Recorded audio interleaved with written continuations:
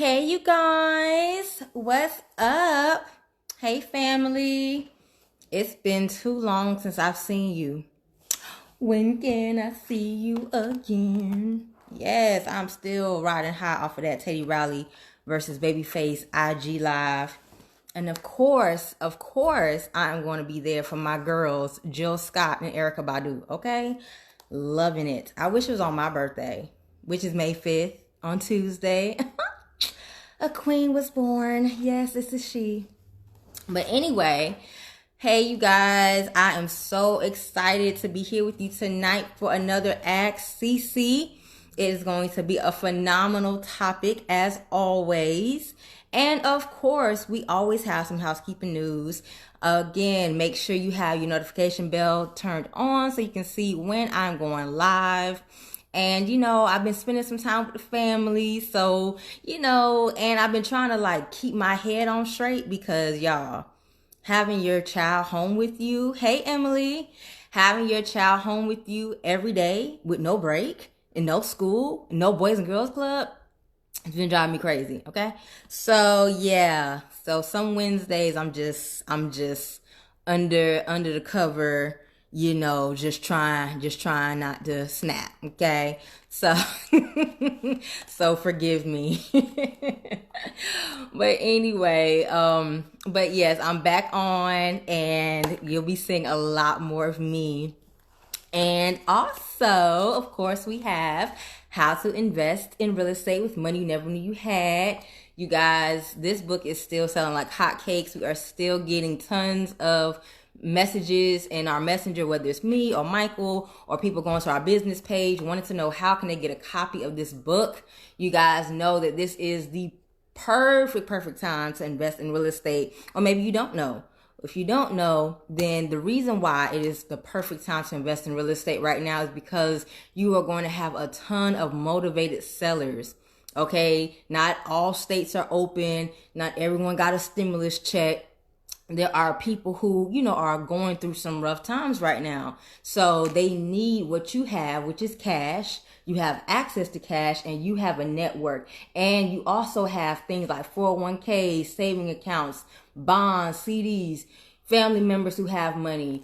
You have access to money that you don't even know you have. All right. So you want to find out how you can take advantage of that with this book, How to Invest in Real Estate with Money You Never Knew You Had. 29 different ways to get started in real estate. You don't have to have the perfect credit, okay? Nor do you have to have all the money in the world. All right. There are so many alternatives to get into real estate. So if you want to learn how, you definitely want a copy of this book.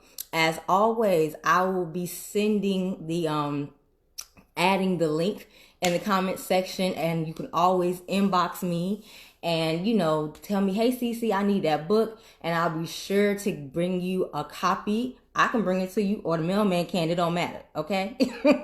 I'll mail you a copy with an autograph for myself as well as Michael via UPS, FedEx, USPS, or I could bring it to your house and we can take a picture and you can get started. All right. You can get started with your real estate journey. Okay.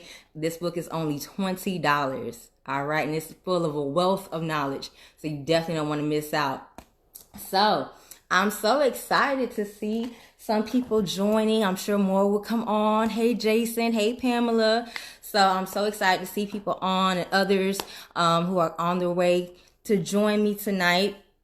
As always, again, I always like to have these type of conversations because some of you may not know my background is actually in marriage and family therapy. And I must admit that taking that course, that journey in my life and studying marriage and family therapy, I have now used myself as my own case study. So I'm always analyzing, I'm always being retrospective, I'm always being introspective as well, and just trying to dissect and find the origin of things and just really understand who I am so that I can share with other people and kind of help them on their journey with this thing called life. So tonight I wanted to talk about women in our timelines. All right. If you guys know a woman who needs to hear this, it could be your mama, your best friend, your cousin, your neighbor. You need to share this video. All right. Because I'm about to get into it, honey. I'm about to get into it. This is a topic that I've actually talked about with a lot of guy friends over the years. And they always say, yo, you need to do a video, or you need to like really write a book on this, because it's so true. Like, I understand women because I'm a woman myself. And more importantly, I understand the obsession that we can have with wanting to, reach certain benchmarks, certain goals by a certain age. So I took the liberty of, hopefully you can see this, of sharing with you I couldn't add everything on the board because my board isn't that big. But I'm going to read off to you because I don't think that you can see the whole thing. I'm going to read off to you like my timeline. This was pre-Michael. And then I kind of like fast forward to where I am now. So my timeline was: number 1, graduate college at 21. Number 2, I wanted to be married by 25. Number 3, I wanted my first child by 27. Number 4, I wanted to buy my first home by 30. Number 5 is I wanted my second child by 30. Number 6 is I wanted to have successful private practice by 30. And number 7, I wanted to release a book called Maybe When I'm 30 by 30. So I had a lot of pressure around this number 30. Okay, like 30 was like the pinnacle. It was like, again, by 30, I was to have my first home. I wanted to have successful business, doing therapy and having my own private practice. I wanted my first book launch to be at the age of 30. I wanted to have already been married, had my first child. Like, I really had like so much that I was holding on to, that it was just like 30 just had to be it. You know what I'm saying? Like, if I didn't reach these goals, and there were a lot more, okay? There were a lot more goals. But this was just kind of like the highlights. If I didn't reach these benchmarks by 30, like, I was going to lose it. Hey, Monty. And so I remember being like, so I said I wanted to graduate by 21. So I remember like my junior year in college, I was, 19, 20 years old. And I was like so obsessed with the future that I couldn't even enjoy the present moment. And I shared this in a video some time ago, but I share it again. Like, I was told before I went to college that, you're going to find your husband when you get to college. That's where all the real men is at. You're going to find somebody that's career oriented, that's, going places, and somebody that you can settle down with. So I was so obsessed with finding Mr. Right in college. And my first 2 years, freshman year, sophomore year, I was a little snooty, I was like, you ain't gonna get in my drawers, one of them. And so I was a little, standoffish, I would say, or maybe a lot of standoffish. And so by the time I got to my junior year, I started like really freaking out, like, oh my gosh, like, I'm about to be a senior and I don't have a husband. Like, I don't even have a prospect. You know what I'm saying? I don't have no long-term boyfriend. I don't have nobody that I'm just getting to know. Like, I gotta hurry this thing up, because again, I wanted to reach my deadline. Like, I had a plan. And 25 was right around the corner in my mind. So it was just like, yo, I gotta hurry this thing up. So I was so obsessed with my timeline that I cared more about my timeline than I did the actual person, if that makes sense. So you ladies are feeling me on that. Give me some hearts, give me some likes, because I know I'm not the only one that has felt like you have to find someone to fill a position. It's basically what it was. It's like trying to, seek an employee for a certain job. It's like the job is more important than the person. You just need the person to help fulfill the job. And so it became to the point where I like couldn't even function because I felt like a failure. Even though I was succeeding in school and my academics were good, and I had what, most would consider a normal social life, I was so obsessed with not having somebody that I literally walked around soaking, like complaining to my friends all the time, like, oh my God, I'm so lonely, nobody wants me, like, what's wrong with me, and my friends, they were, in my opinion, having the time of their life. They was living their best life. They had options, with different guys that, they was kind of parlaying with, and it was like, well, if I take that avenue of just being, somebody's cut buddy or just having, fun, then, hey, Sean, then it's like, I'm not really getting what I want, because then it's just sex. But I became just so desperate to, again, fill that void that I found myself, engaging in activities I normally wouldn't engage in. Monty says that I understand. I can totally get college pressure. I am, and I don't know season. I have no idea what I'm going to do in my future. Yes, it's scary. It's a very, very scary feeling. And so, again, you have those personal goals that you hold on so tight that it's like you don't want to let it go. So here it is, I'm a young adult, and on paper and pictures, I look like success, but on the inside, I have zero self-esteem. I'm like questioning my value and my worth, all because I didn't have a boyfriend. And not just that I wanted a boyfriend, but again, I wanted to be married. I wanted to be married by 25. This was the images that I saw on TV. This was what I read about in books. This is, this was what I thought, I should strive for. I'm feeling everything you're saying. Thank you, Monty. So this is what I thought I should strive for. So if I didn't reach that goal by 25, then something was wrong with me, is what I thought. Okay. So I go through this whole season of just talking to dudes that I know ain't about nothing. They give me a psst, what's up, and I'm like, normally I would just brush it off like, oh, I ain't stunting that dude. But now, I'm just like, well, maybe he's the one. I'm going out to the club. I'm not even enjoying myself. I'm just like, every dude that looks at me or want to offer me a drink, I'm like, okay, let me give him my number, because maybe he's the one. I'm just like, shooting darts, like, and missing every time. And so, hey, Jamie.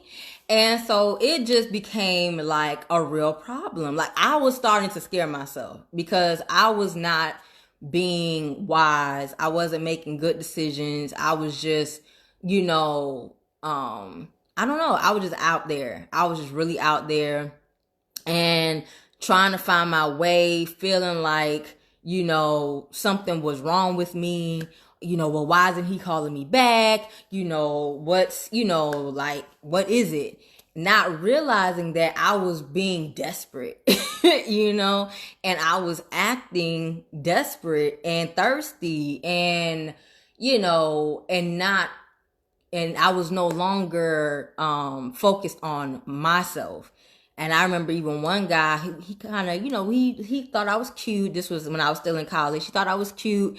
And we were on the phone, not talking about nothing, y'all. Like, it was seriously air in the phone. Like, I used to just be on the phone with somebody and it was just like no conversation, just air. But you on the phone anyway. Like, I don't know why, but yeah, I did that. And he was like, so don't you have like homework to do? And I was like, no, I don't mind. I could be on the phone with you. And he was like, okay. And me being so in my own world of, just wanting to have somebody, I didn't even get the fact that was really turning him off. And, it was like later on when I thought about it in hindsight, it was like, oh, no wonder the phone call start to slow down, because he like, girl, like, do your work.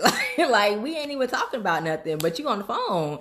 And I remember that was like one of my worst, that was my worst semester, because I was like just so wrapped up in trying to again fulfill this timeline that I neglected my studies and wasn't really on top of things like I should have been. So didn't make that mistake again.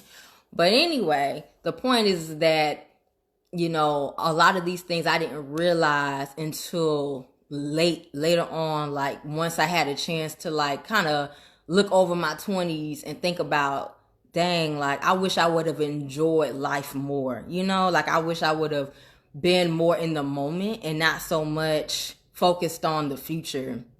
And so I see you, Monty. We gonna talk, girl. I'm gonna give you a call. I'm loving you sharing though.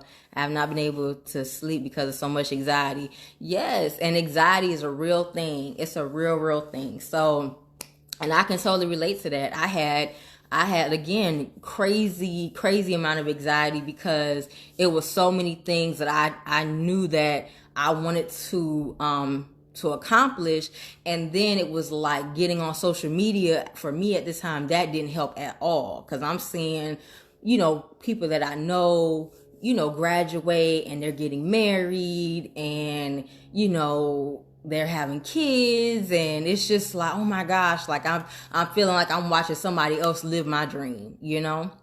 And so then the pressure really turned up, you know? And now I'm back home, graduated, you know, from college. I'm back home, didn't get into the school that I, you know, thought I would. And I'm back home with my mama. And I'm like, no, like I really fell into a depression. Like I didn't even know that at the time, but I really fell into a deep depression, because I'm like, how do I go from being a college student with my own place, you know, with my friends, doing what I want to do, you know, on the scene, on the move, and now I'm back home with my mama, living in a 1-bedroom, and we sharing a bed, like like I literally like felt like I had just, you know, somehow it was like a nightmare, and I just wanted somebody to wake me up. And so now I'm really like, okay, I gotta go hard and go fast. Okay. So again, I'm so like, you know, anxious to get out of this season that I'm still not being present. I'm still not being in the moment. I'm still not really, you know, focusing on me. Sorry, y'all. That I'm just, you know, that I'm just really, I don't know. I'm just really lost. So I start praying. Like I really start praying every single day. I start praying, and I'm like in the shower every day, and I'm like, God, just send me the man that you made just for me. And this was my prayer every single day. God, send me the man that you made just for me, that you created for me. Because at this time, I called myself, you know, probably a year earlier, writing out my list, you know, I want him to be this tall. I want him to be this. I want him to be that. And, you know, at this time, I had made so many bad decisions that I didn't even trust myself. So I'm just like, you know what, God, I want you to do it. Like, you send me who you designed, who you created just for me. Forget about what I wrote down, you know, forget about everything that I, you know, demanded. This is just whatever you send me and you know, you have for me. That's what I want. And so, let me see. So now that's graduated. So I'm graduating from college. I'm like 20, 23, 24 at this time, and, you know, trying to figure out life. So I remember hey Eric, I remember I go to this open forum with a friend of mine. And it's like one of those, you know, men versus women, and, you know, what men really think, what women really think type of forums. And the question is posed, would you date a guy that, you know, doesn't have his own place, you know, doesn't have a car, and doesn't have the best credit?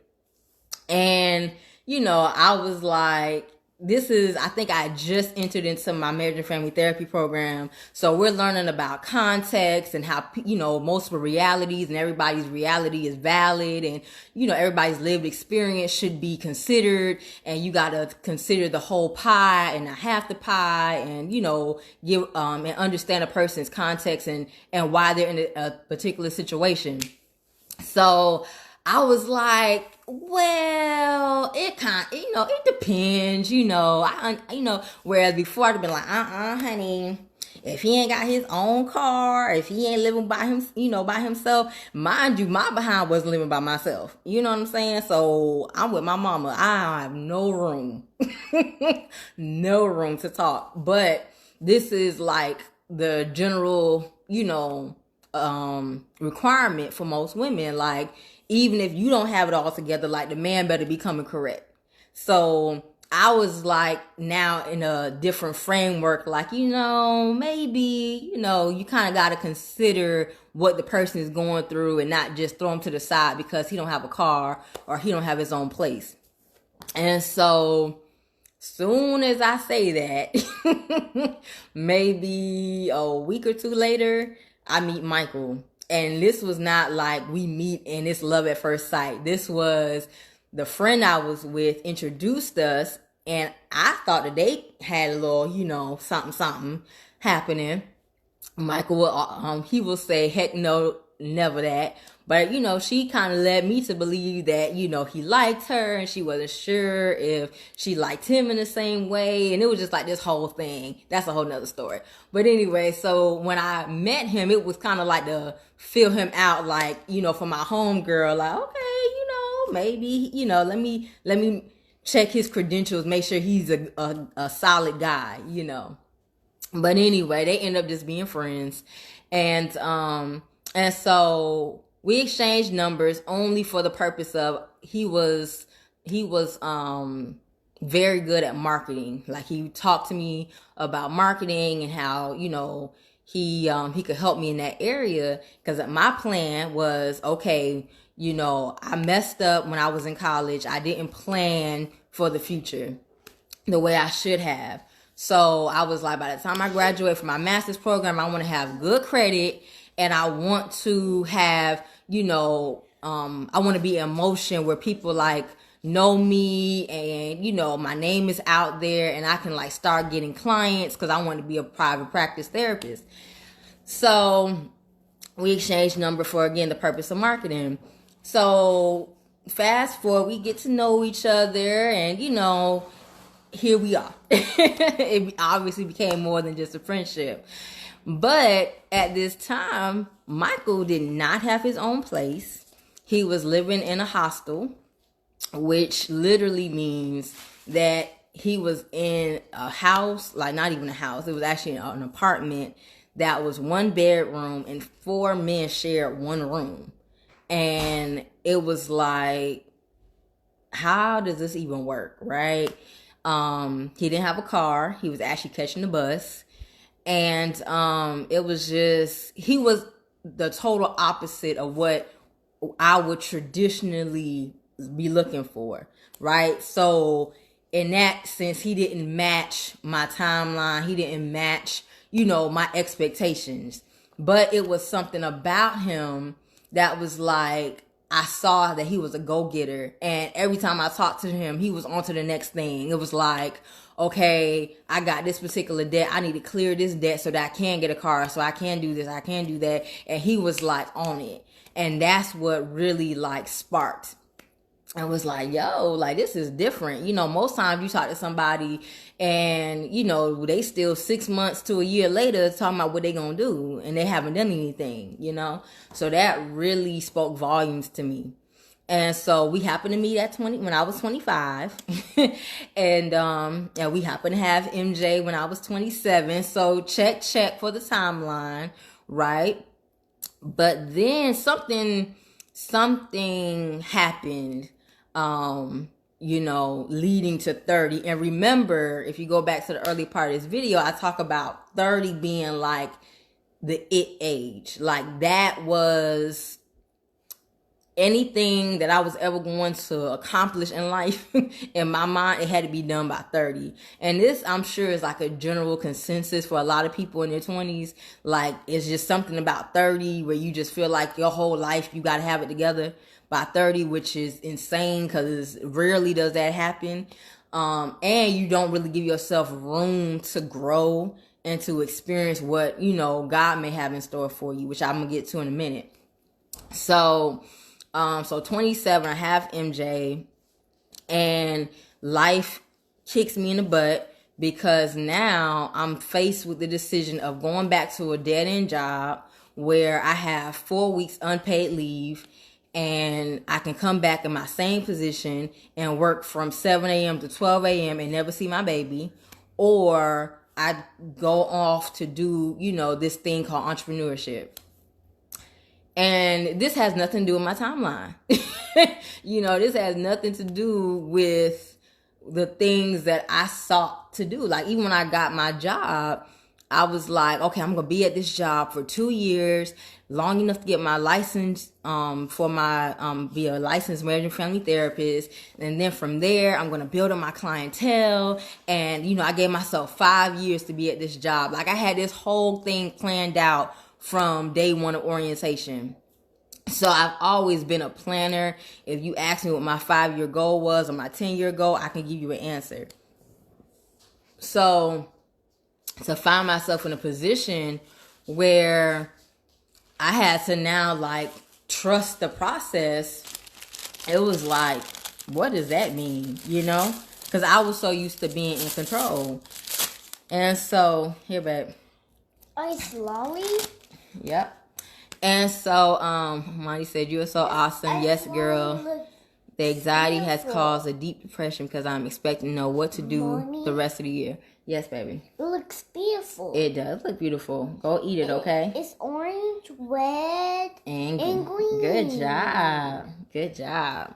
You are saying exactly what I'm going through right now. Yes, Monty. I love it. Love it. I know my colors. You do know your colors. You're so smart. And so now I'm expected to trust this thing called the process. Like, trust the process. And so, MJ, what's up? I forgot my phone. Okay. Well, go in the room, okay? I forgot my phone. Alrighty. And so we all know MJ's gonna make a debut at some point. And so, okay, it's locked. And so anyway, and so now I'm in this position where I'm totally out of my comfort zone. And my timeline doesn't even matter, but I'm still trying to hold on because I'm so used to having control. So even in trusting the process, I still feel like, okay, well, there's something that I can still have control of and do it my way. And that didn't happen, right? I'm with somebody that was an entrepreneur, found himself back in the workplace due to, different obstacles and challenges in life.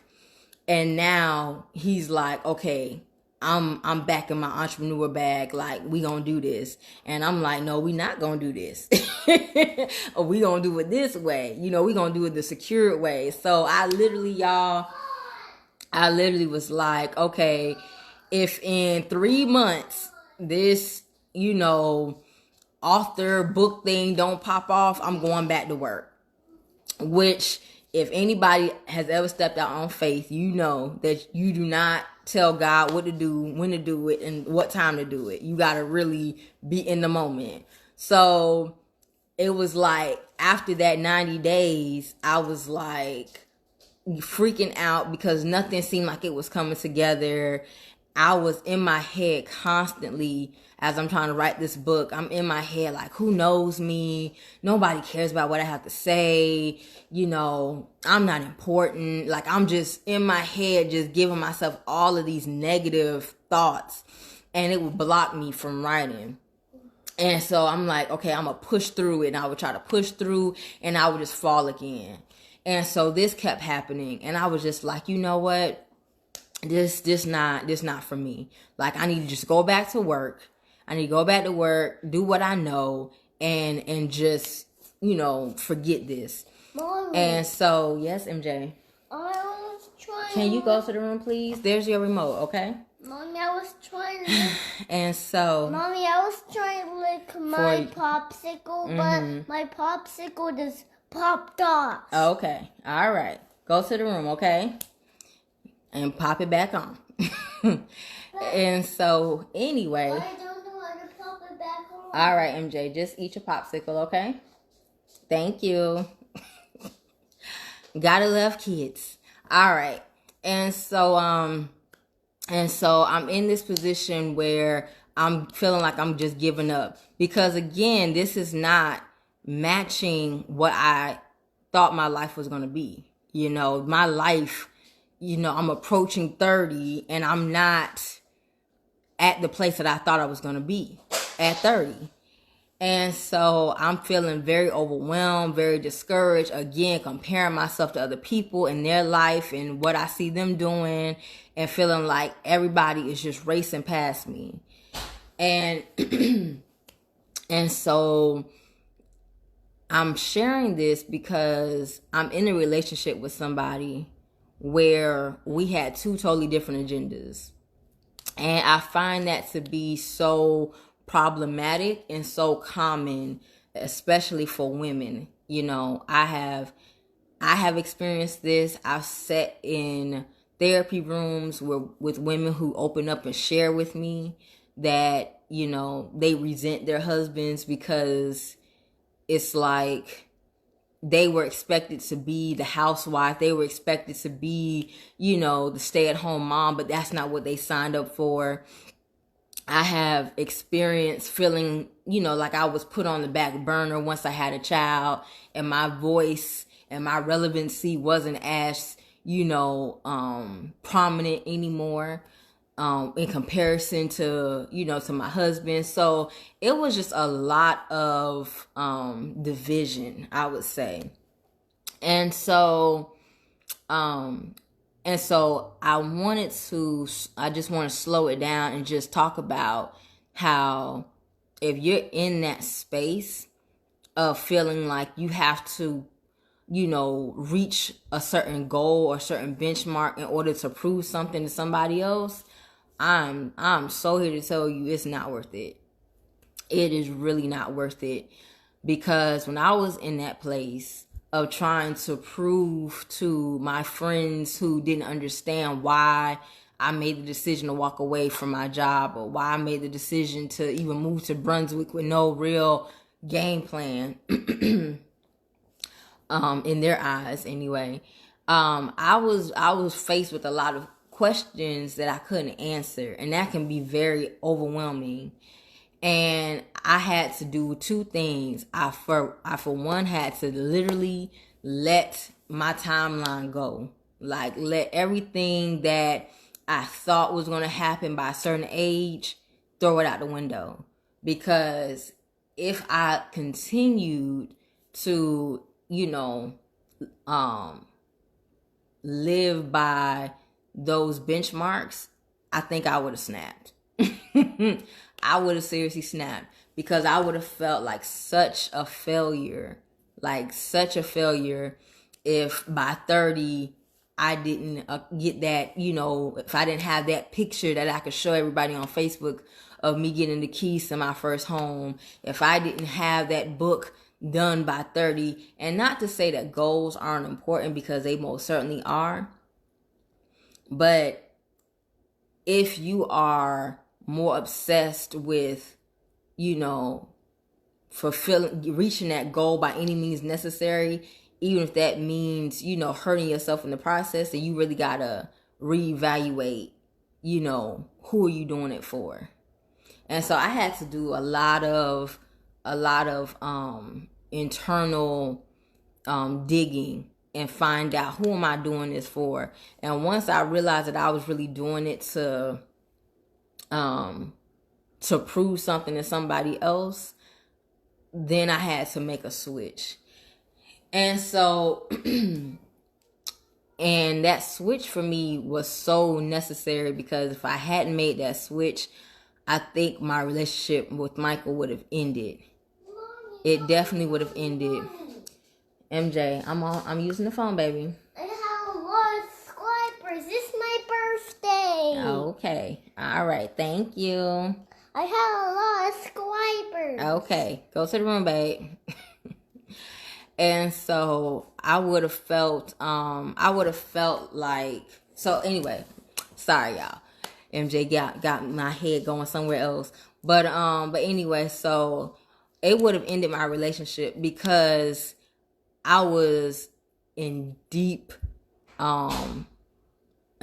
place of envy and jealousy, envying and being jealous of other people and what I thought their success was, questioning God and why my success or what I thought was success hadn't come yet,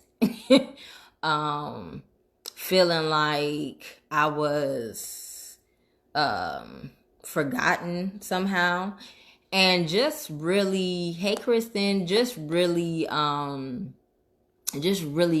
lost and being competitive with somebody who was my spouse, being in competition, like, oh, I gotta prove that I'm just as smart. I gotta prove that I'm smarter than you. I gotta prove to other people that I can do this too, and just a really, really dangerous place.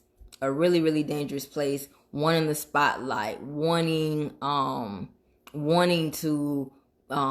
beat on my own chest and be like, I did this, I did that, not working in partnership at all, not being a team player at all, just really having my own skeletons that I had to really face.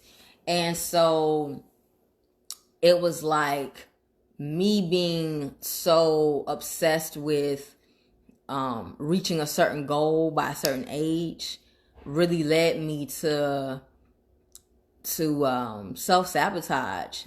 Hey, that came in late. Hey, girl. It led me to self-sabotage. It really did. And thank God that everything around me slowed down and I was cut off from the rest of the world, where I had to really put a mirror, or I would say my cell phone, and hold it up.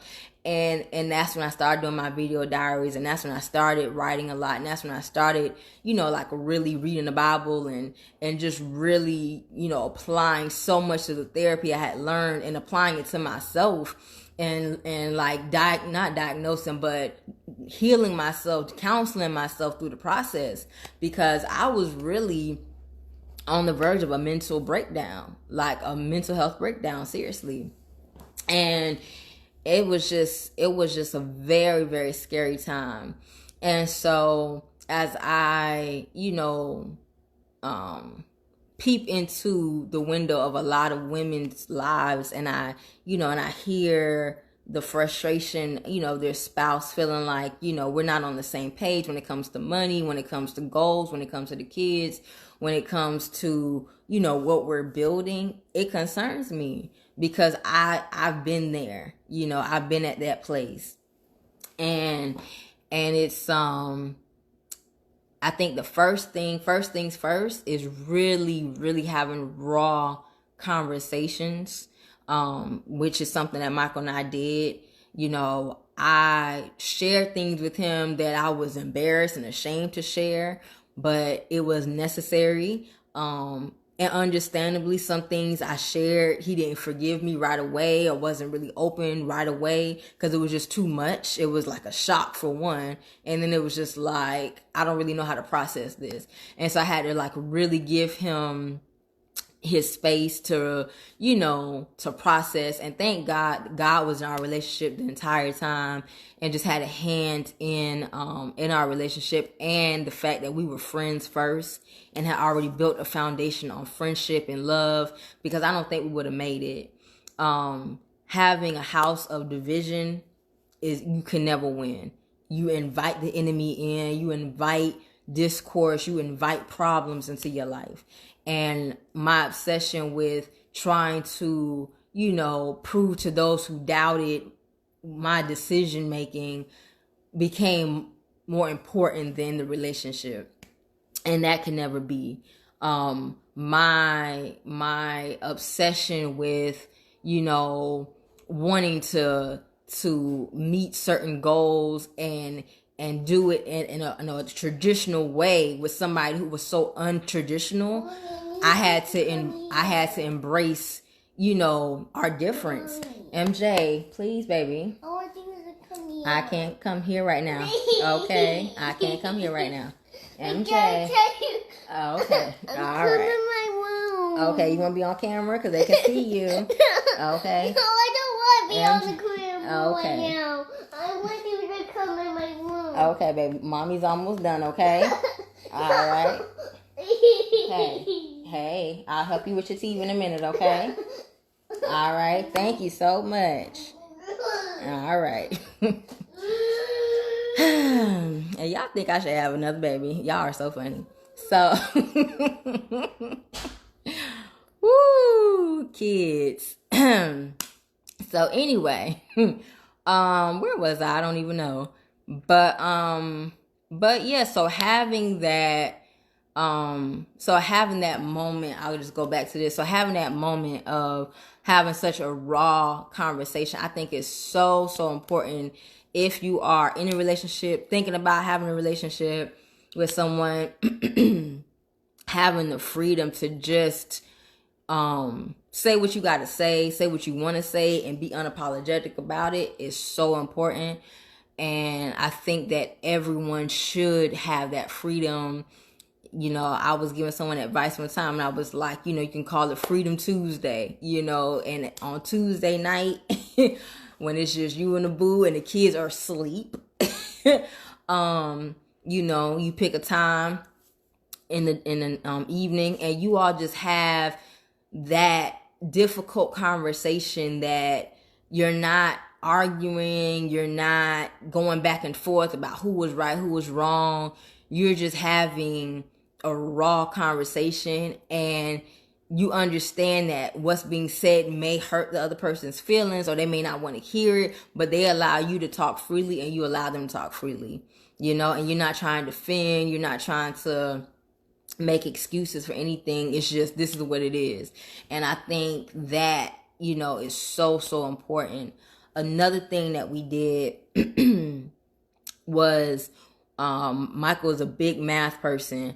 So when I was fighting him about going back to work, because I'm like, our family is in this situation, things aren't improving, you're now, working a day labor job at Staff Zone, like, how do we even get here? We struggling to pay $500 in rent. Like, what is, I'm going to food banks, not donating food, but getting the food, getting donated clothes. Like, my life had just completely turned upside down, and I'm just like, how do we get here? Like, I have to go back to work. There is no other option.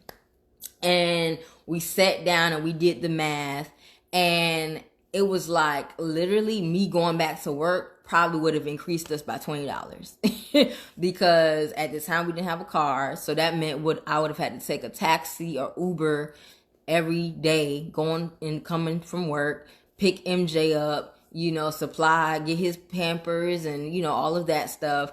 And I would have been working part-time, so I probably would have been working maybe 20 hours a week at best, And so it was just like, it really, after doing the calculations, it was just like, this don't even add up to anything. Like, this is not going to, propel us into the next dimension and it's going to improve our life, because daycare is expensive, especially. So a lot of that money would have been used up going to daycare and, having to catch a Uber ride or a taxi, so what the increase would have been, you could put that in, in gas in a car, you know what I'm saying? So it was just, and it was difficult because I wanted so bad to provide for my family, and I thought I wasn't. I thought by being home with MJ that I wasn't adding value, And again, I have my degree, I have these accolades, and I have people looking at me like, what happened to you? Like, you used to have a car, you used to, talk about school, you used to, talk about the things that you wanted to do, the places you wanted to go. And it was like I was being questioned, like, who have you turned into? It's like after you met this guy, it's like your life went backwards instead of forward, And, to the outside, that is what it looked like. And then it started to look like that in my own eyes, like, oh my gosh, like, what did happen to me? What did happen to my life, And so, again, I had to reframe. I had to look at life and what success is totally different. And I had to do it from the angle of what does success look like for this family, not for the rest of the world, not for my next door neighbor, not for the people up the street. What does it look like for this household, And once I started doing that, that's when, I started to really tailor my success to match what I wanted. Not what everybody else wanted, not everyone else's expectations, not the general, oh, you should be here by this age, and you should know this by this age and have done this by that age. No, what does CC want? What does CC and Michael want? What works for this family? And so I think that's like a conversation that definitely needs to be had more than once. And just writing it out, making it plain, writing out your expectations of each other. Because, one thing about it, going back to my earlier part in this video, when I talk about how I was so obsessed with fulfilling a desire to be married by 25, it didn't matter who it was. It was like I just needed a placeholder. Okay, man, I just need you to stand here next to me, and say I do, right? You don't have to love me. You don't have to really care about me. All that will come later, It was just, that's where my mind was. I was just so obsessed with fulfilling that desire. But what happens is that we then turn around and try to mold and shape this person into something that they're not. And that's unfair to them.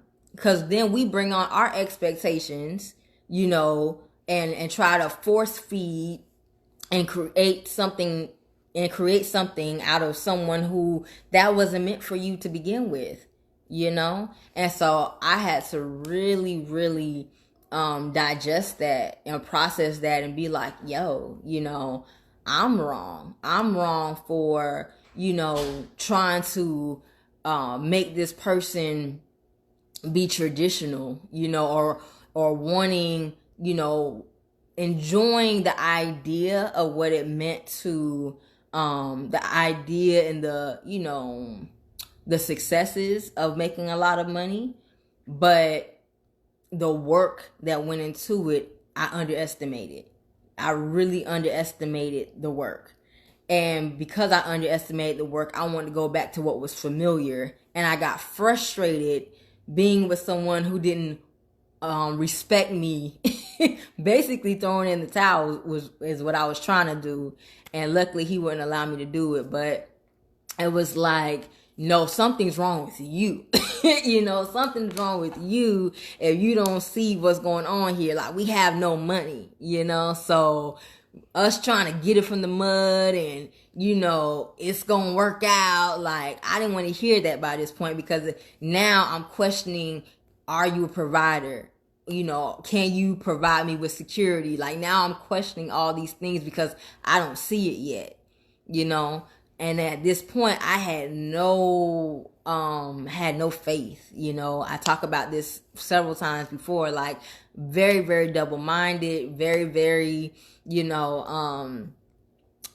doubtful, like, and would only trust in things that I could see. I was always looking for a sign. I was always thinking that, oh, well, God, just send me a sign, just, anything. And I would take things that didn't even mean anything, didn't even represent anything, and symbolize it as such, oh, this is a sign from God. This means he want me to do this, And so I had to literally peel away, all of the layers of bad information, all the layers of junk that I had, fed myself and had been fed from others, and just throw it away, And again,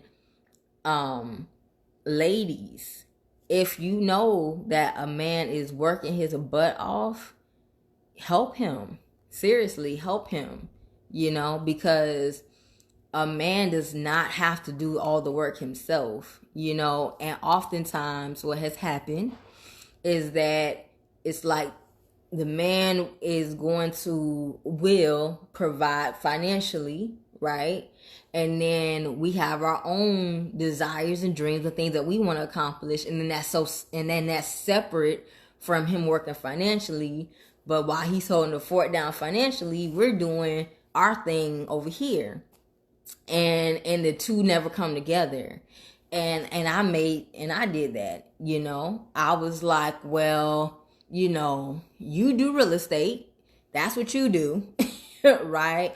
But I'm going to do this thing over here. I called it Jelly Beans for Kids. I'm going to do this thing over here. It's going to be totally separate from you, because I want to show people that I can do it without you. I want to show people that I can be independent. I'm an independent woman.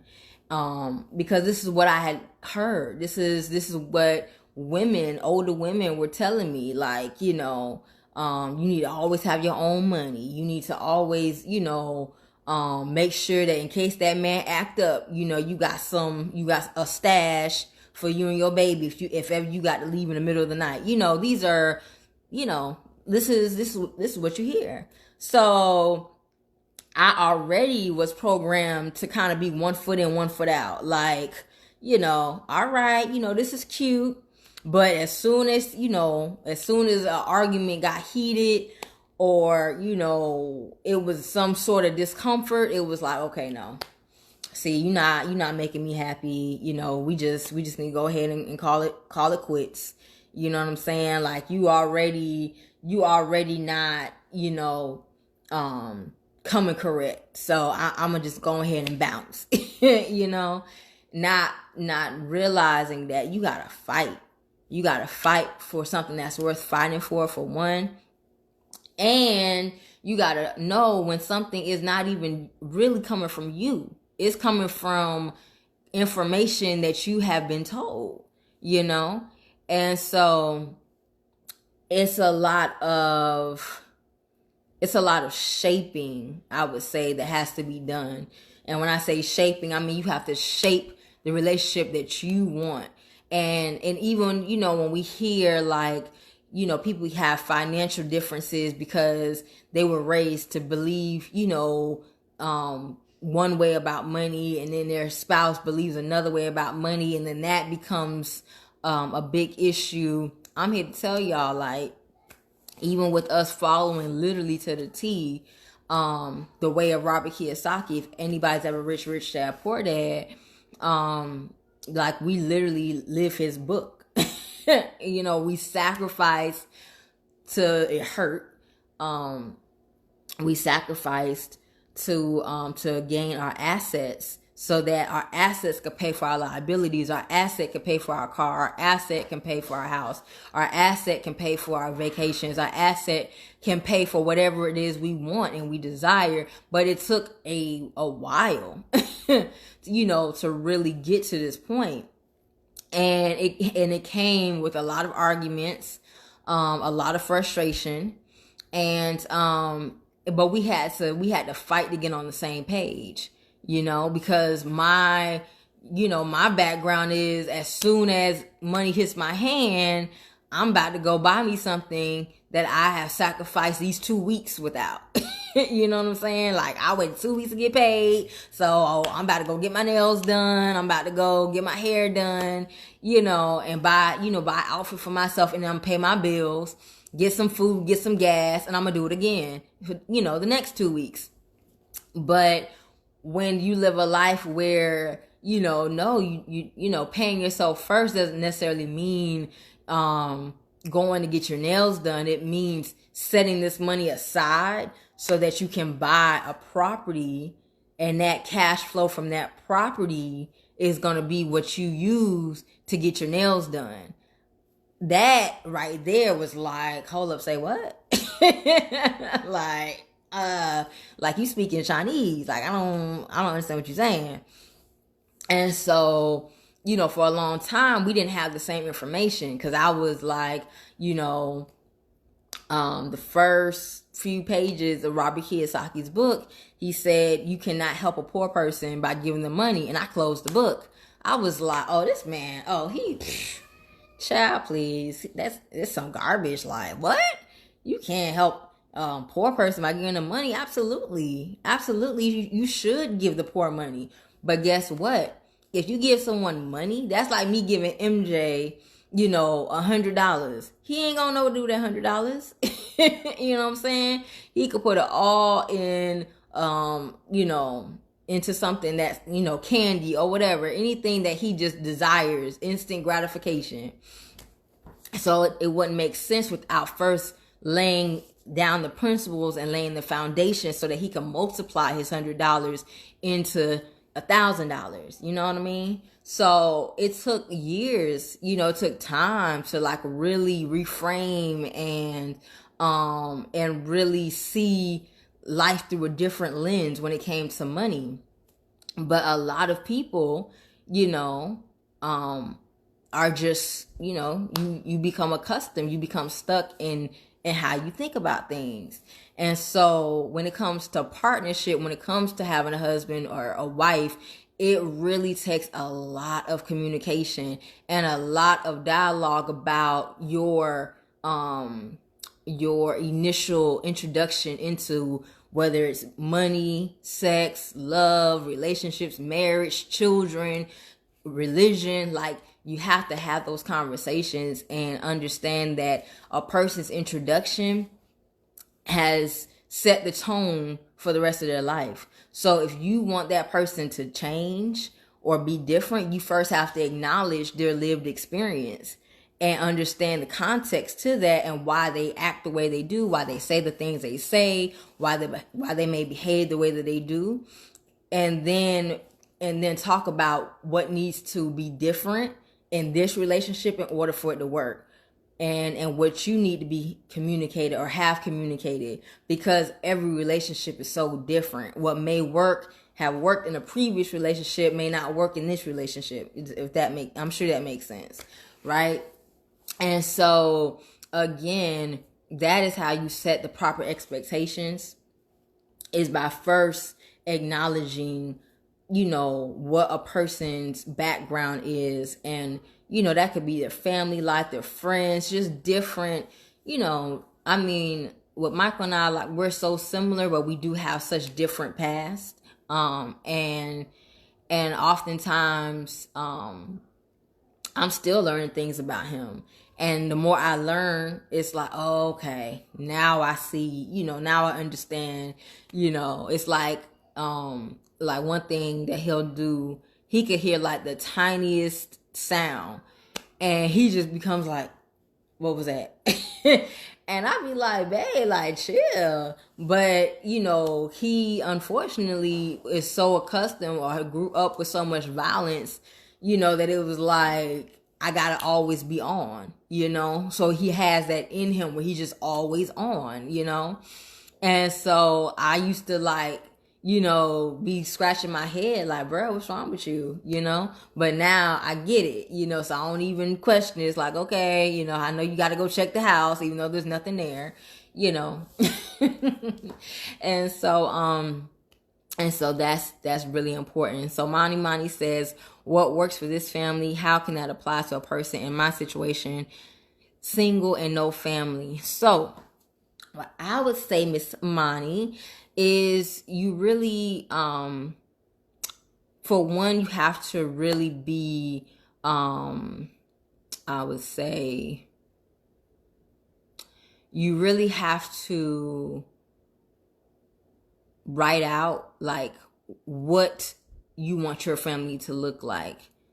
First, what is family and what is family to you, and what does your family look like? What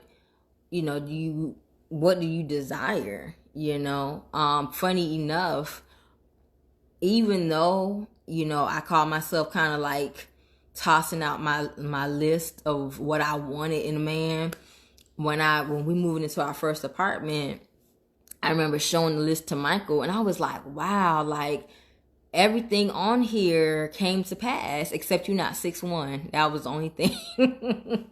I wanted a guy that was 6'1". But I was like, everything, and I had like 27 things written down that I wanted in a man. And I was like, you like, everything on this list is you. And then there are like things that, he would say just in conversation. And I was like, I know that this was God. It's like you just meet somebody and it may feel like deja vu, or they just say things that it's like, how would you know to say that? It's like, it's such a spiritual, spiritual feeling, like, yo, this is freaky. So, so definitely writing down, what you want. I'm a firm believer in writing down, your desires. I shared in a video, I think a week or two ago, how I wrote down my goals, and some of those things have already come to fruition. My book, that we rolled out last year, having being a best-selling author, having people who work for us that that are are genuine and they love working for our company. Like, we have that now, like, and there are other things that have already come to pass, and I know it's the power of writing down what you're only manifesting, what's already in the spirit, and you're bringing it forth. And when you write it down, it's like it's confirmation. So I'm a big believer in that. And two, just realizing that while, your family means well, and, and people give you, and friends and family, they give you advice, but their advice is only as good as their experience. So really understanding that, what needs to happen in your relationship, some of that advice may not work. She said, I made a husband bucket list. I keep it in my dresser. Good. Keep it in that dresser, and know that it's gonna happen. Like me, going and asking God to send me the man that He designed just for me. Like, by that point, I had written down my list. I forgot, honestly, about the list. And it was like, when it came to pass later on, and fast forward to now, me understanding, God and prayer, it was like, now I understand, okay, when I wrote that down and I gave it to God, that was like me just making a command. And it was like, it happened. It happened the way it's supposed to, because I commanded it to happen. And then I started to put myself in position, of receiving my desire. Like, for example, instead of me, dealing with those guys who would just do the, psst, what's up, and give them my phone number and not having any standards, I started to have standards. And I was like, if I can't have more than a 5-minute conversation with you, I'm not giving you my phone number. I had to really check myself and be like, I am giving off an impression of a good time girl, but I'm expecting someone to treat me like a wife. And it was just like, you can't have both. You can't be the fun girl and put yourself, out there like, oh yeah, we just here to turn up, I'm not taking this serious, and then expect wife treatment. So once I checked myself and was like, I was wrong for doing that.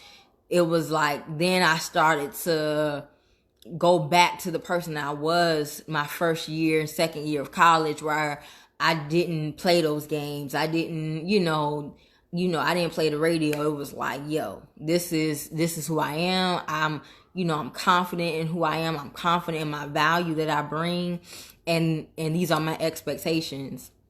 And so when I really started to slow the process down and be intentional, very, very intentional about what I wanted, it's like that's when things that I desired began to manifest. And I would say even to date, the principles don't change. The principles do not change. Like, there are things that I had to, and I've said this before even, I was so caught up in, people don't recognize my talents. People don't recognize or give me credit for this. And, they don't, I'm pointing the finger at everybody else. But I had to realize, like, yo, you're not putting yourself out there. I wasn't doing these type of videos. I wasn't sharing my knowledge. I wasn't sharing, information.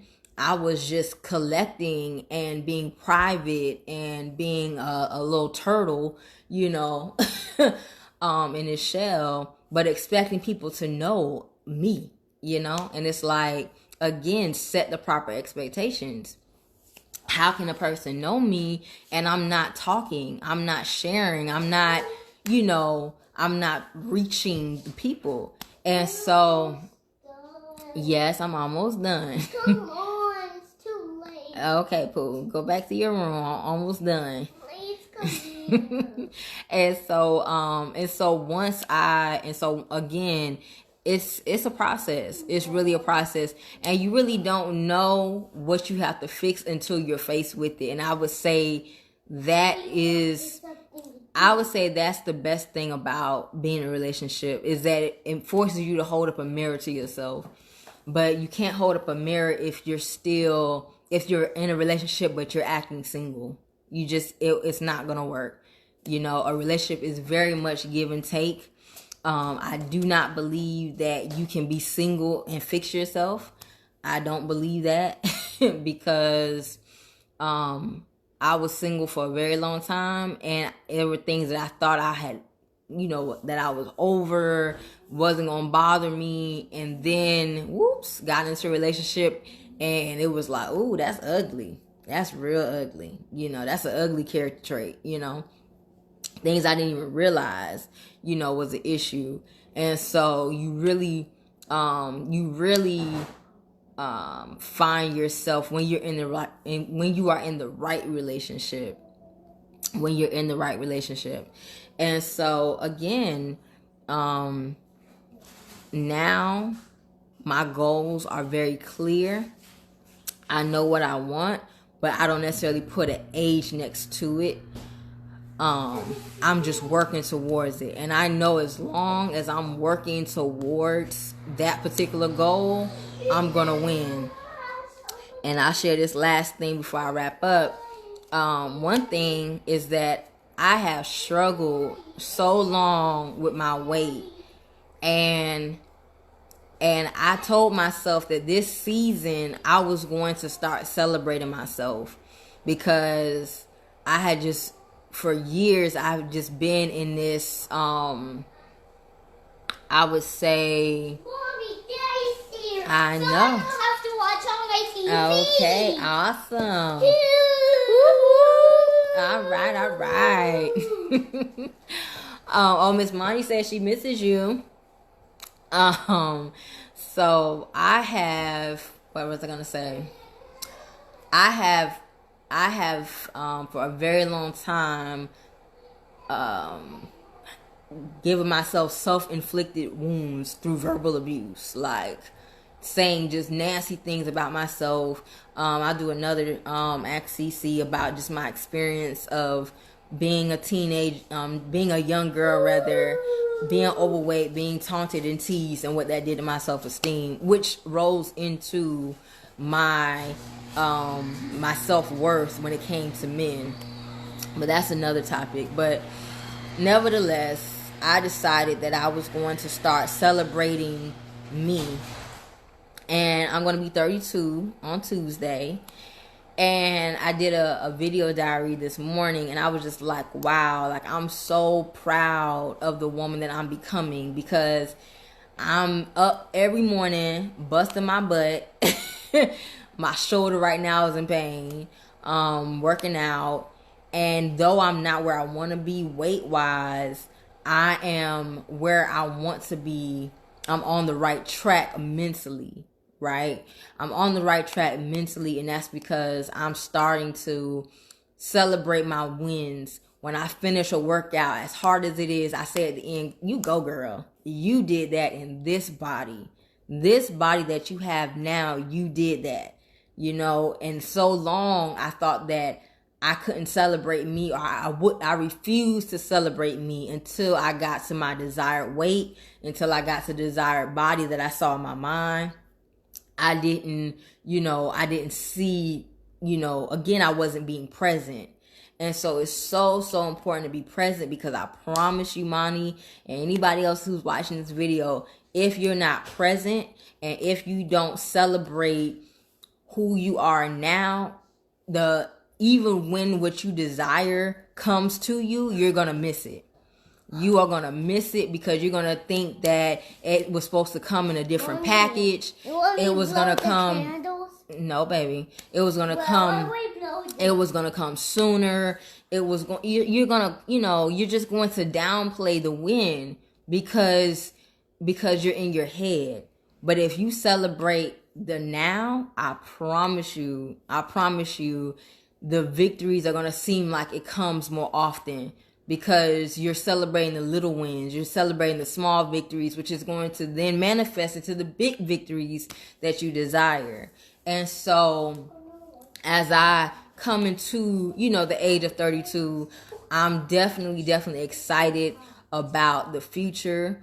And I'm not, putting pressure on any one particular thing, because I know what I have to do. I know what I've written down, and I know what I need to do to get there.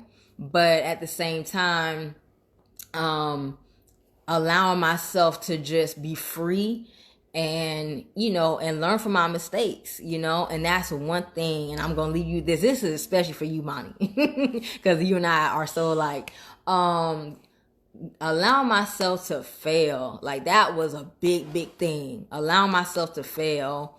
And it was so uncomfortable because I was always in a structured environment of academia that said you can't fail. If you fail, you have to repeat this grade, and repeating this grade meant embarrassment and shame and, oh my God, like there's something wrong with me that I didn't get it, right? But when you move away from academia, when you move away from that structured environment, and you are just living and, walking on faith and believing that this process is for you, it's like, yes, the failures will come. And you have to embrace them just as much as you embrace the wins. And it's hard. It's nothing easy about that because so often you want to win. That's all you want to do is win, But I promise you, failing has really taught me so much about myself, and it's taught me, hold on, MJ, and it's taught me what I'm capable of. Thank you so much, babe. And it's taught me what I'm capable of. I've been in uncomfortable conversations. I've negotiated some crazy deals that it was like, I know that was God, who that just guided my words and had me say what I needed to say, and I've had upsets where I didn't move when I needed to move, and I questioned and I doubted and I moved too slow and missed the opportunity, and it crushed me to my core.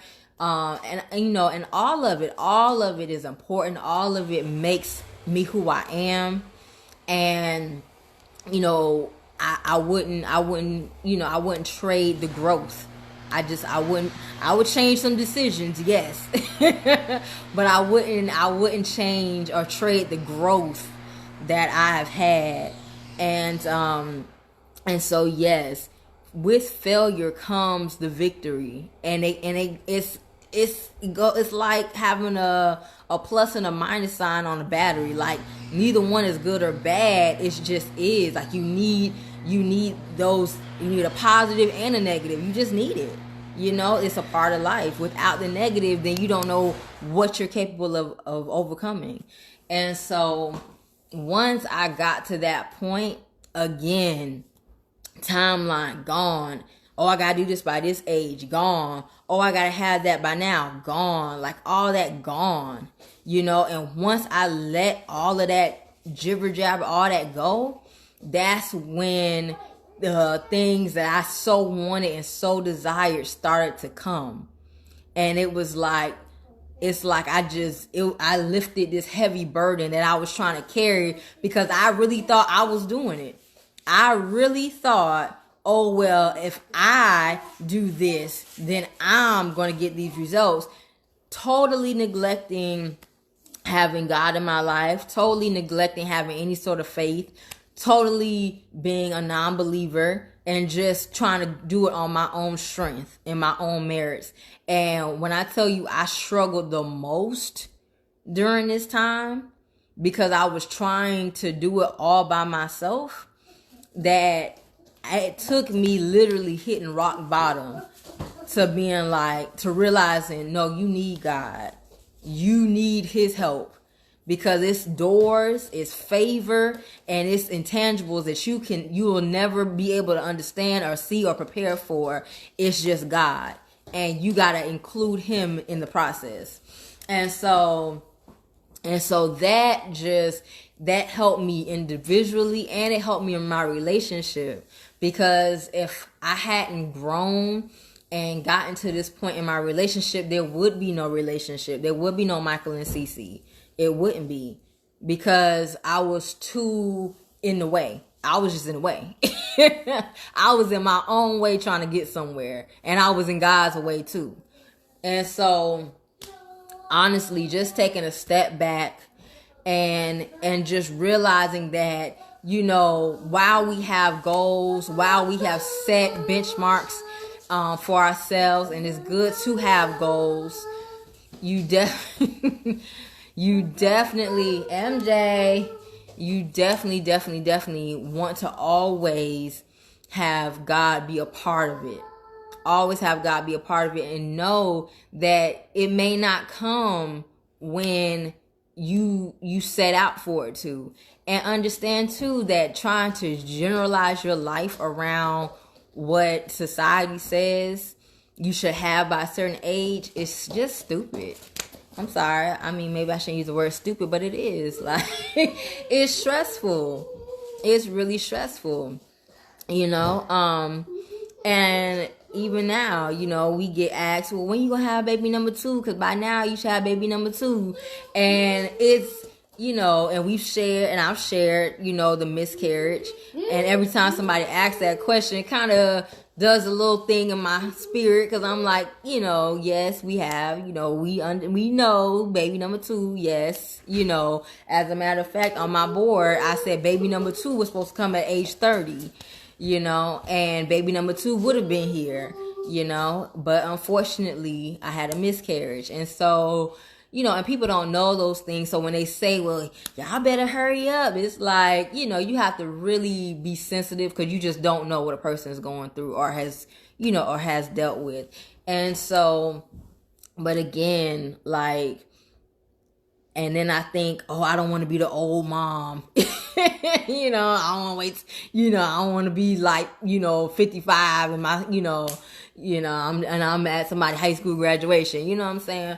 But at the same time, I have to just embrace, like, this is an unforeseen circumstance. It happened. I was told I needed to wait a year before trying again.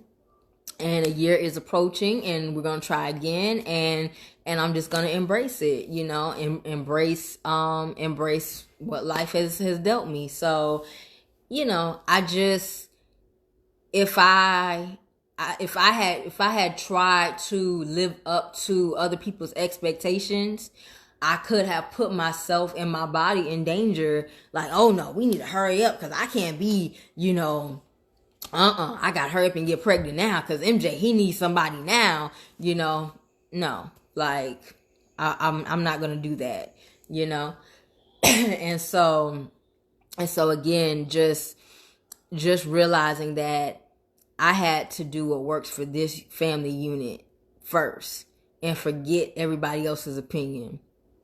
And that can be a hard thing. That can be a hard thing to do. So instead of going through, some crazy life circumstance, I thank God, I didn't have, because most people, they have their aha moments after they've gone through something super traumatic, like they almost died, or, they were faced with a, terminal disease or something like that. That's what you often hear when people have this, revelation.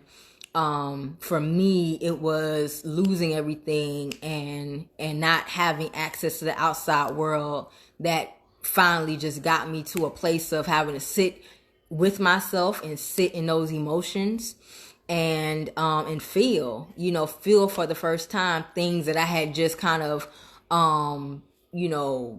put to the side. And so instead of going through that, I would just encourage you all to, again, have those freedom conversations with your spouse. Have those conversations where you can just be raw and real and say what you got to say unapologetically. Let it come out wrong. Let it come out the way it's going to come out. Clean it up later if you have to. And just really have an honest conversation, because if you don't have an honest conversation, you can look up 20 years and be in a divorce or not live the life that you thought you were going to have because you put on a smile for the public, but on the inside you're dying, Mom, I want to get a new popsicle, so can you make me some French fries? Okay, I'm making some French fries, okay? Y'all. I was hoping he was gonna stay asleep because he'd been asleep for a while. So I'm like, okay, I can get through this live, and it just was no. But anyway, so yes, having those raw, honest conversations with your spouse, and if you don't have a spouse, having those raw conversations with yourself. I talk to myself all the time. For a while, I did think I was like the only person who did that, but there was a study I read that said that people who talk to themselves are actually really smart. So, would you look there? So I talk to myself all the time. I could be like, "Who are you in the bathroom talking to?" I'm like, "I'm talking to myself." So yeah, that's like, yeah, I just admitted that on live. But but if you don't want to talk to yourself and be diagnosed, I would definitely encourage you to journal. I'm a big advocate on journaling. I would encourage you to do video diaries. I would encourage you to seek a therapist. Surround yourself with a good, strong tribe of friends that can handle your that can handle what you're saying and not try to fix it, not try to correct it, not try to always give advice, but just listen. That's something that's so powerful, is just listening. There were times that I didn't want advice. I didn't want the answer. I just wanted to talk. I just wanted to vent. I just wanted to say whatever I need to say, and then I would just feel better after I said it, But, I think we assume that people want advice when they tell us something, and sometimes that's just not the case. Sometimes they just really want to just get it out. And so, I think I think that's important, to allow yourself to just say what you got to say, and also sit in those emotions, don't stay there, but allow yourself to feel anger, allow yourself to feel sadness, allow yourself to feel whatever it is you're feeling. Because when we're happy, we don't want to rush. It's nothing like being on a natural high. It feels amazing. I know, and it happens, ever so often. It's like you just feel good. you feel like life is great. You expect good things to happen. It's like this euphoric feeling, and you just don't want it to go away. And I know when that happens to me, it's like I try so hard to hold on to that feeling. I'm like, I don't care what I gotta do. I want to feel this all the time. But the reality is, it goes away. It goes away, and it sucks when it goes away. But you want to hold on to it for as long as you can. So, just like that, you have to embrace those not so good feelings, and not necessarily hold on to it for as long as you can, but acknowledge it so that it can pass through. Because I promise you, MJ, it's the last one, and I'm only doing this so you go to your room. All right, here you go, last one. I need to lick it. Okay, go lick it. All right, thank you, honey, for buying MJ popsicles. Thanks, you're great. Where are you? You left the whole house. You should have taken MJ with you. But anyway, what was I saying? But yeah, you shouldn't necessarily hold on to those emotions and not want it to go away, but embrace it. Embrace those feelings. I remember I did an exercise where I wrote down the different ages of trauma. And I remember it was like, as I checked off the age of 6, 12, 14, 21, 27, it's like I could feel, and I was sharing it with Michael, the different ages where, this is what was an open door to me feeling less valuable, and my self-esteem being diminished because I was picked on at this particular age. This is when I discovered that I was the fat kid, and this was my experience at 6. This was my experience at 12. Like, I went through the different ages that trauma occurred, and I began to compare myself, and jealousy seeped in, and I just went through this chronological age period.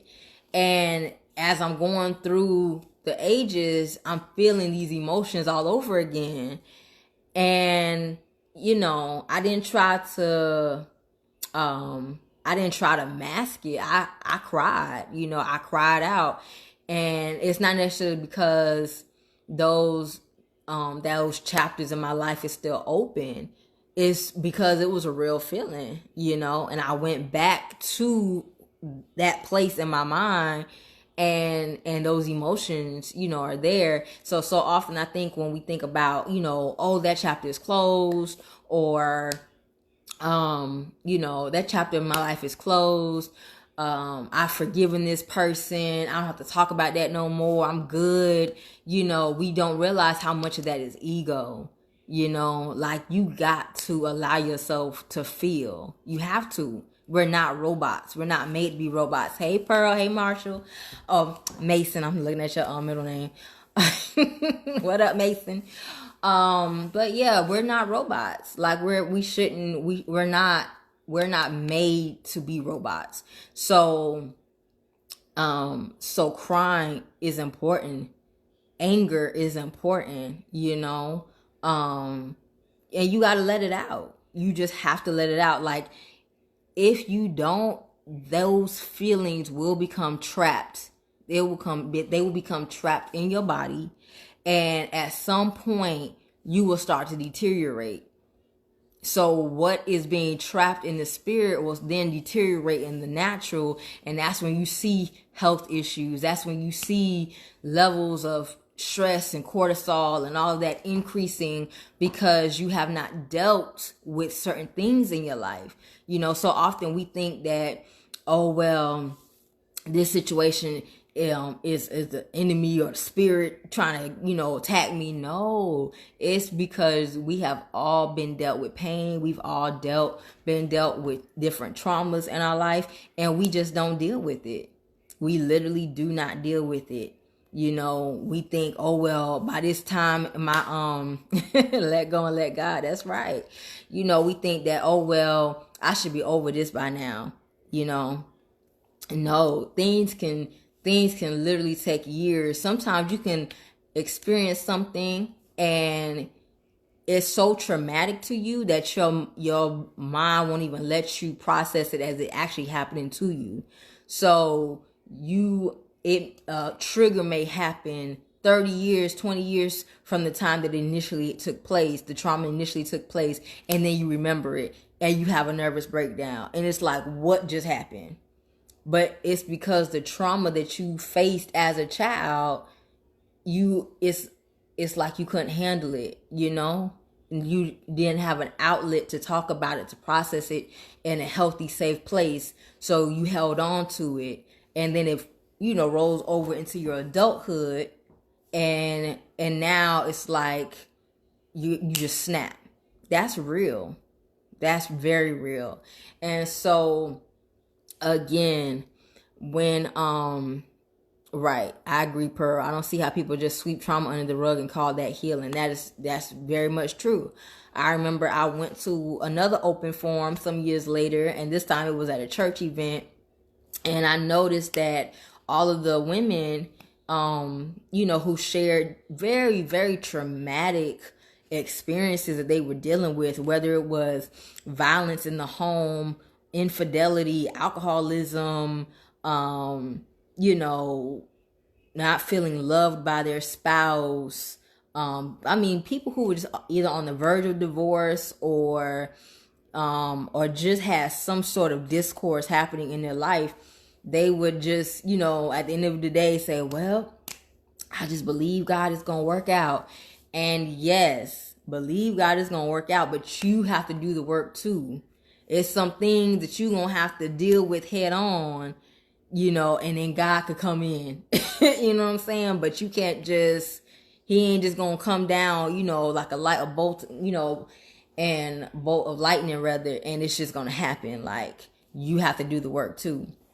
And so I think, again, it's just about having honest, raw conversations, and being very real, being extremely real, and forgetting, what you thought was supposed to be your life, what you fantasized, because that is killing a lot of people, particularly women. Okay, because we are very fantasy driven. Okay, very, very fantasy driven. And as a result, it has put us in a place of setting, again, improper expectations. And so, Mommy, yes, MJ. Yes, honey. I don't want to like popsicle, so I like ice cream. Okay. All right. I'll tell Daddy, okay? Okay. Thank you. You should buy some ice cream. Okay, but it won't be tonight, okay? MJ wants some ice cream.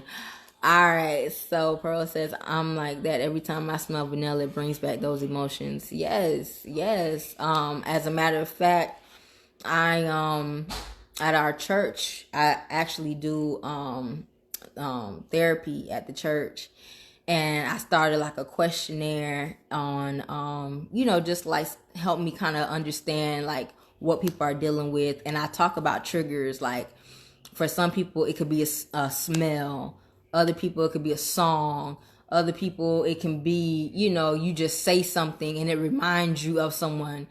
And it can break you down, so triggers is definitely important to acknowledge what triggers you, and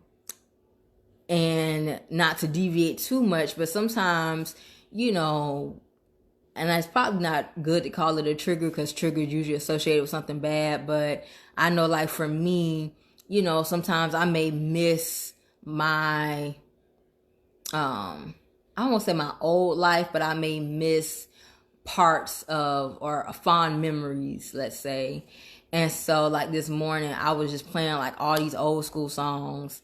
And Michael was like, what got you in the mood? And I was just like, I just like the music, but really I was listening to it because I was just like reminiscing on being a kid and listening to like these oldies but goodies, like back in the day type of songs, and me and my mom in the house singing, or she's in the car, singing these songs, and I just miss that. So I'm like, I want to hear these songs so I can like be in that space, and so so people, again, you don't realize it, but your experience from childhood to this point has played a very, very prominent part. It plays a big role in your life, so acknowledging all of it, the good, the bad, the ugly, is so important. It's so important.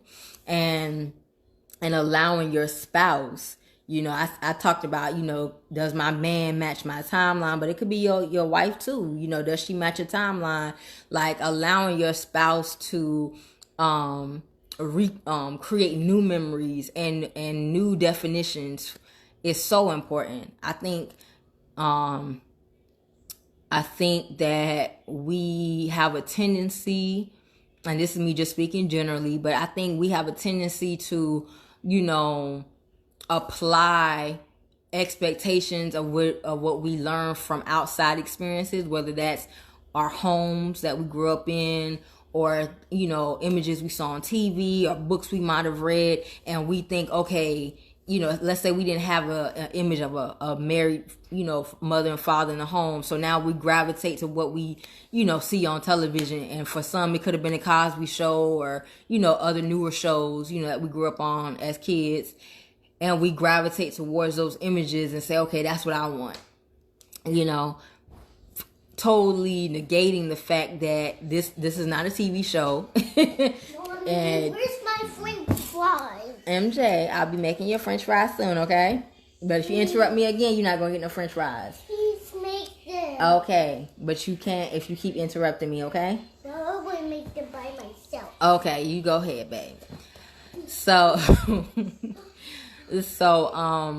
so totally negating the fact that, ignoring the fact that, I'm not Mrs. Cosby, and Michael isn't Bill Cosby, and we're not the Huxtables. So we had to form definitions of what family was for us. We had to form what love was for us. We had to form what raising a child was for us and what that looked like, what our expectations were, what our boundaries were, having really in-depth conversations on religion, making sure we were on the same page when it came to that, making sure we were on the same page when it came to discipline. Like, I don't want nobody just like about to darn near kill the child, you know what I'm saying?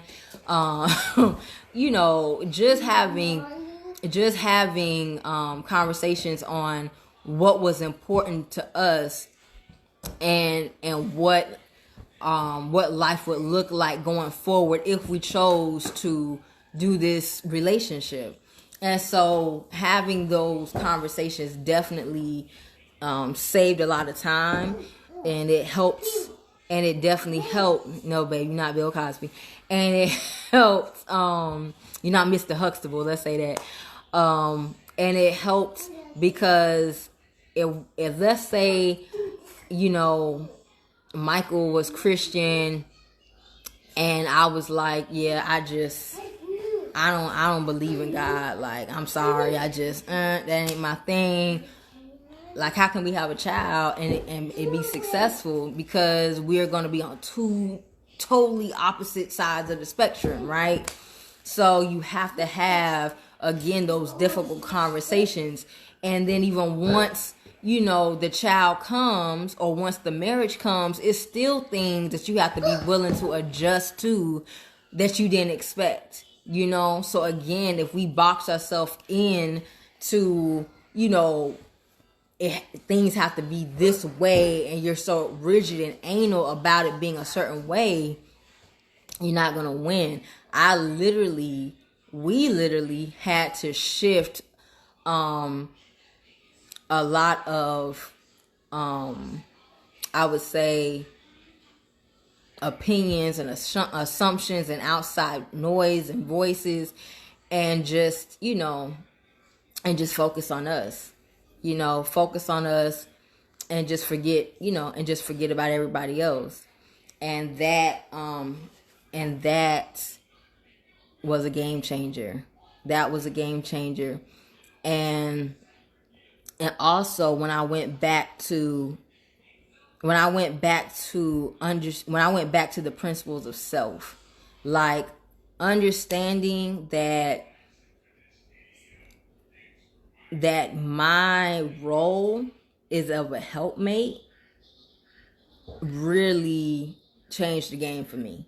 It really changed the game, because again, I was so defined by my diploma. I was so defined by my titles. I was so defined by being a good student. I was so defined by making all the right decisions that I really didn't know who I was without that. And that was very scary. And I felt very confused. I felt like I no longer, was of value. And I felt like somebody else was getting all the attention, and it created unnecessary competition between us. And it wasn't until I realized, no, you are a helpmate. I'm a helpmate to build an empire. And while we're building this empire together, you don't lose your voice in the process, And so, and you don't care about other people's perception of you, because that was the other thing. Well, people perceive me as just being the secretary. People perceive me as not knowing as much. And this could have been true or not true. This is really what I saw. These were my own feelings that I was projecting onto somebody else, and in turn saying this is how they saw me. It could have been the total opposite. But again, it was in my mind, so it was real. And so once I really had to again just push through and tunnel through all of that noise, it was like, yo, you putting yourself down. I was putting myself down like,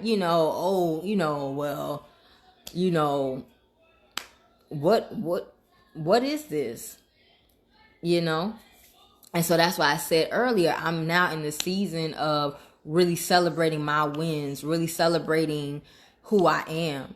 Because for so long, I put myself down, succumbing to the noise, succumbing to the verbal abuse and the, just the doubt that other people put in me. I then started to put on myself. And so rebuilding my confidence was the only way out of this whole thing. I had to rebuild my confidence and remind myself, like, I have value. I have something to offer. I have something to say. God made me and gave me an assignment, just as he gave Michael an assignment. And while our assignments overlap and they complement each other, we both have an individual responsibility as well. And that is when you have realigned yourself with the Spirit and with God. When you understand that you have an individual responsibility, you have an individual assignment and role that God has sent you to fulfill, that's when all of the jibber jab, all the noise just quiets. It literally comes to a halt, because you now have such tunnel vision that it's like you can't even see anything else. And so I really forgive all the interruptions, guys. You know how MJ is.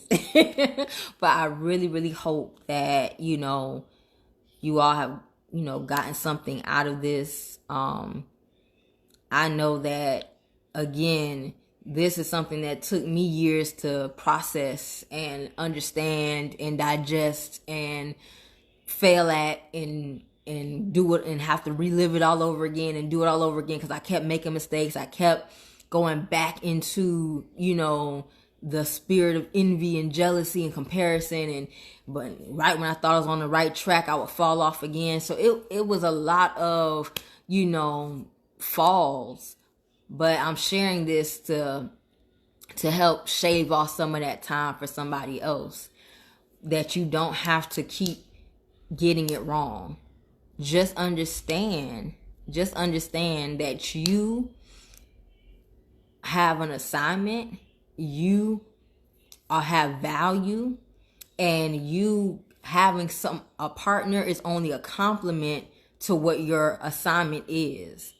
But it doesn't mean that you have to totally, vanish because now you're in this relationship and you and your partner define the rules. You and your partner create the life and the image that you hope to see. And that's it. That's all that matters. And so yeah, guys, that's what I got, That's what I got. And it's been a very, very triumphant journey. Again, I'm very excited going into my 32nd birthday and just, knowing what I want now, knowing, just having a lot more clarity and knowing that I'm only going to get sharper as time goes on. I don't think I've arrived. I don't think I've learned all there is to know about myself or life or, or any of that. But I'm definitely on the right track. And so I just hope, for others that getting on the right track for you means really getting to know you again and not being defined by what other people have told you are, but you really peeling back the layers and finding out who you are for yourself, because that's what matters. And so thank you, Monty. And so I really enjoyed you guys tonight. Thank you guys so much for the feedback. Be sure to share this video. Next Wednesday, I'll be back Wednesdays. I'm thinking about doing like a cooking episode because I've been making some really, really great dishes. This was something else I shared in my video diary. So like for years I have totally avoided living food like vegetables. I just was like, no, I don't like vegetables, like especially if they had no meat and a whole bunch of seasoning in it. But I have really been banging it out in the kitchen. Like I'm like really creating food that has so much color and it looks amazing. It tastes great. It's healthy. And for the first time, y'all, I made bean soup. I never even made soup before. My first soup ever was bean soup, full of vegetables, no chicken broth, no neck bone, nothing, just everything vegetables. And it tastes amazing. And so I wanted to share with you guys because I'm definitely like feeling different about embracing this healthy lifestyle. Like for years, again, I struggled with losing weight and just looking at it as like, okay, I'm giving myself this window of time to lose this amount of weight. And, if I didn't reach that goal, I would just, again, feel like a failure. And so now I'm like, you know what? Let me just embrace being on this on this path. And so I know about the macaroni and cheese and the candy yams and all that, but it's like, okay, let me try this food over here that I've avoided since forever, like squash, zucchini, cucumbers, coleslaw, all the food that, is supposed to be good for you. So I want to whip up some dish. I'm going to whip up a dish. I'm going to decide which one by Wednesday. And I want to share it with you all. Excuse me. I want to share with you all because I'm really on a mission, y'all, to not just educate financially, not just educate in the realm of real estate, but also like when it comes to spirit, body, mind, and overall health. That's so important to me. And just as I'm on this journey of growing and learning more, I want to share it with you guys. And eating right is so important. I know we hear it all the time, but it really, I'm in this for the long haul, and I want you guys to be in it for the long haul too. So I'm excited to share some recipes with y'all next Wednesday. So stay tuned for that. It was such a pleasure doing this video. Again, please share. We do have a few copies left of How to Invest in Real Estate with Money You Never Knew You Had available. We can bring it to your house and snap a photo, or we can mail it to you. Just send me your first name, last name, and mailing address, and I will stick it in the mailbox. All right. So again, you guys have a great night. This was an awesome topic, awesome feedback, and we'll do it again next week. Have a good one. Good night.